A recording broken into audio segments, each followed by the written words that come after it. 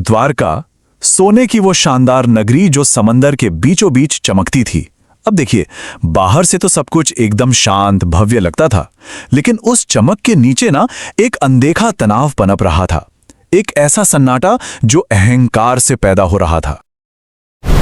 तो फिर सवाल ये उठता है कि आखिर ऐसा कौन था जिसमें इतनी हिम्मत, इतनी शक्ति हो कि वो भगवान कृष्ण के सबसे करीबी, सबसे ताकतवर 3 साथियों के घमंड को वो भी एक ही झटके में चकनाचूर कर दे।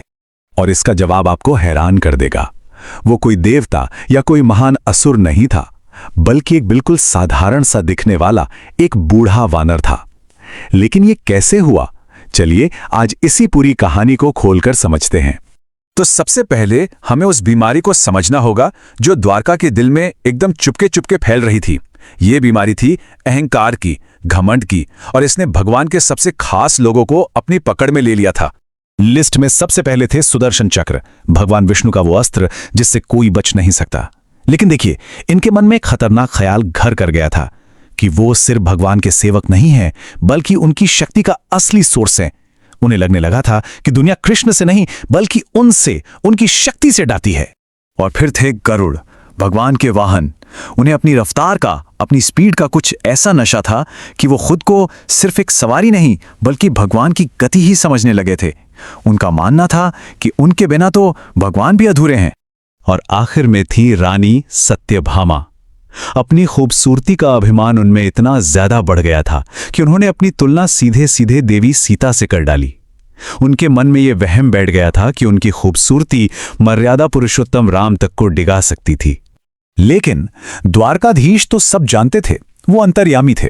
उन्होंने अपने सबसे प्रिय लोगों के मन में पनप रहे जहर को, इस अहंकार को महसूस कर लिया था। और उन्होंने उन्हें कोई सजा नहीं बल्कि एक प्यार भरा सबक सिखाने का फैसला किया। कृष्ण को यह पता था कि किसी भी भक्त का सबसे बड़ा दुश्मन कोई और नहीं बल्कि उसका अपना मैं, उसका अपना ईगो होता है।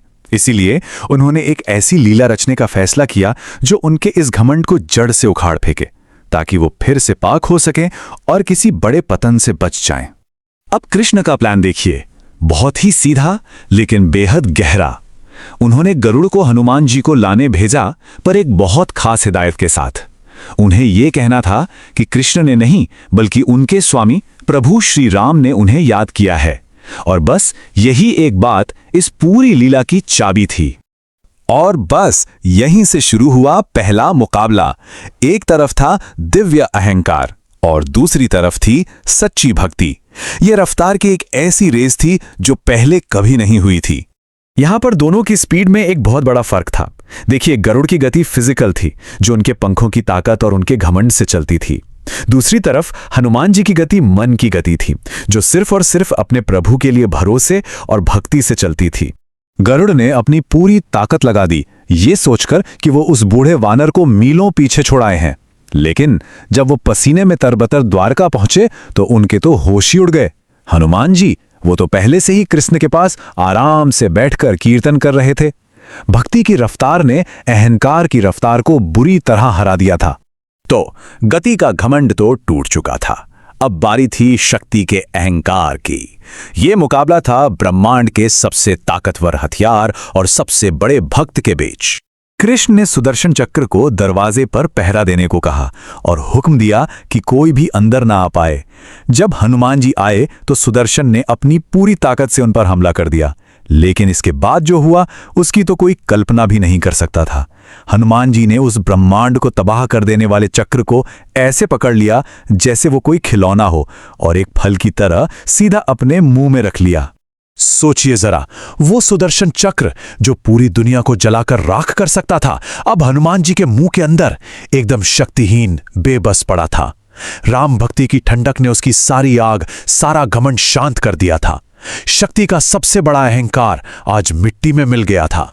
तो गति और शक्ति दोनों का घमंड कूट चुका था। अब बारी थी सबसे नाजुक लेकिन सबसे जिद्दी अहंकार की परीक्षा की, यानी खूबसूरती का घमंड। कृष्ण ने हनुमान जी से कहा कि माता सीता उन्हें अपने कमरे में बुला रही हैं। उधर सत्यभामा सीता जी का वेश बनाकर 16 श्रृंगार करके बैठी थीं। उन्हें पूरा यकीन था कि हनुमान उन्हें देखते ही उनकी खूबसूरती के गुण गाएंगे और उन्हें माता मान लेंगे। लेकिन हुआ उल्टा। हनुमान जी ने उन्हें देखा और बिना प्रणाम किए ही वापस आ गए।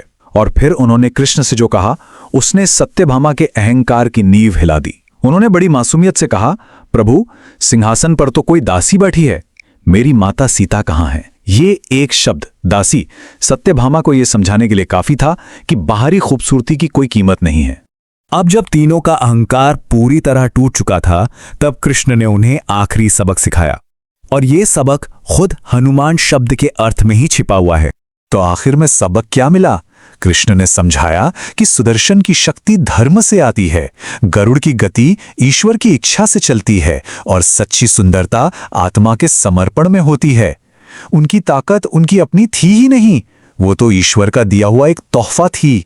और इस पूरी कहानी का जो निचोड़ है ना, वो इसी नाम में छपा है। हनुमान शब्द का मतलब ही है जिसका मान यानी अहंकार का हनन हो चुका हो। हनुमान जी खुद अहंकार के विनाश की जीती जागती मिसाल हैं। और यही कृष्ण का आखिरी संदेश था।